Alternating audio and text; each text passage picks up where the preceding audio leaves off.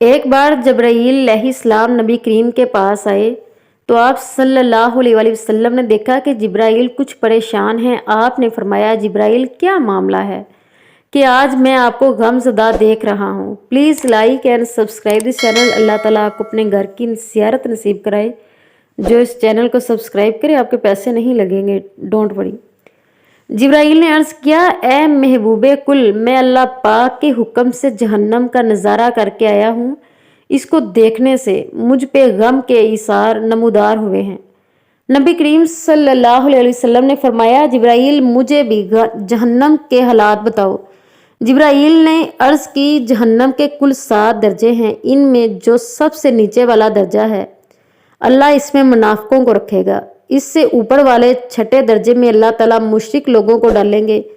اس سے اوپر والے 5ویں درجے میں اللہ سورج اور چاند کی پرستش کرنے والوں کو ڈالیں گے۔ 4تھے درجے میں اللہ پاک آتش پرست لوگوں کو ڈالیں گے۔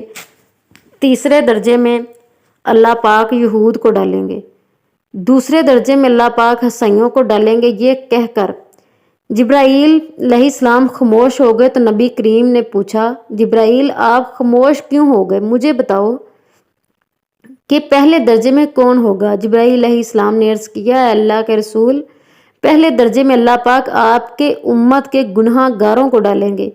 جب نبی کریم نے یہ سنا کہ میری امت کو بھی جہنم میں ڈالا جائے گا تو آپ بے حد غمگین ہوئے اور آپ نے اللہ کے حضور دعائیں کرنا شروع کی۔ 3 دن ایسے گزرے کہ اللہ کے محبوب مسجد میں نماز پڑھنے کے لیے تشریف لاتے، نماز پڑھ کر حجرے میں تشریف لے جاتے اور دروازہ بند کر کے اللہ کے حضور رو رو کر فریاد کرتے۔ صحابہ حیران تھے کہ نبی کریم پہ یہ کیسی کیفیت طاری ہے، مسجد سے حجرے جاتے ہیں، گھر بھی تشریف لے کر نہیں جا رہے۔ جب تیسرا دن ہوا تو سیدنا ابو بکر سے رہا نہیں گیا، وہ دروازے پر آئے، دستک دی، سلام کیا لیکن سلام کا جواب نہیں آیا۔ آپ روتے ہوئے سیدنا عمر کے پاس آئے اور فرمایا کہ میں نے سلام کیا لیکن سلام کا جواب نہ پایا، لہٰذا آپ جائیں، آپ کو ہو سکتا ہے سلام کا جواب مل جائے۔ آپ گئے تو آپ نے 3 بار سلام کیا لیکن جواب نہ آیا۔ حضرت عمر نے سلیمان فارسی کو بھیجا لیکن پھر بھی سلام کا جواب نہ آیا۔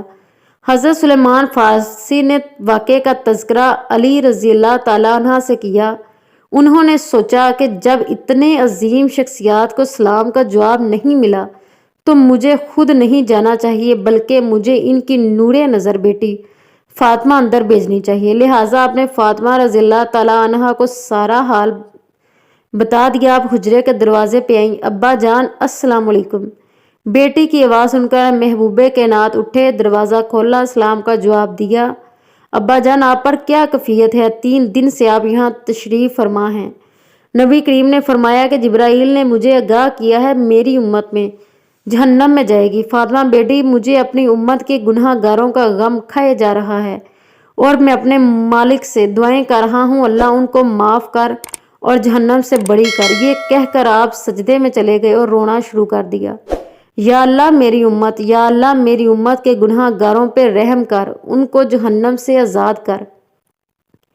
کہ اتنے میں حکم آ گیا اے میرے محبوب غم نہ کر، میں نے تم کو اتنا عطا کر دوں گا کہ تم راضی ہو جاؤ گے۔ آپ خوشی سے کھل اٹھے اور فرمایا کہ لوگوں اللہ نے مجھے وعدہ کر لیا ہے کہ وہ روز قیامت مجھے میری امت کے معاملے میں خوب راضی کریں گے اور میں اس وقت تک راضی نہیں ہونا جب تک میرا آخری امتی بھی جنت میں نہ چلا جائے۔ لکھتے ہوئے آنکھوں سے آنسو آ گئے ہیں۔ ہمارے نبی اتنا شفیق اور غم محسوس کرنے والا، اور بدلے میں ہم ان کو کیا دیا؟ آپ کا 1 سیکنڈ اس تحریر کو دوسرے لوگوں تک پہنچانے کا ذریعہ ہے۔ میری آپ سے عاجزانہ اپیل ہے کہ لا حاصل اور بے مقصد پوسٹ ہم سب شیئر کرتے ہیں، آج اپنے نبی کی رحمت کا یہ پہلو کیوں نہ شیئر کریں؟ آئیں ایک شیئر کر کے اپنا حصہ ڈالیں، کیا پتہ کون گناہ گار پڑھ کر راہ راست پر آ جائے۔ Please like and subscribe this channel. Thanks for watching. جزاک اللہ۔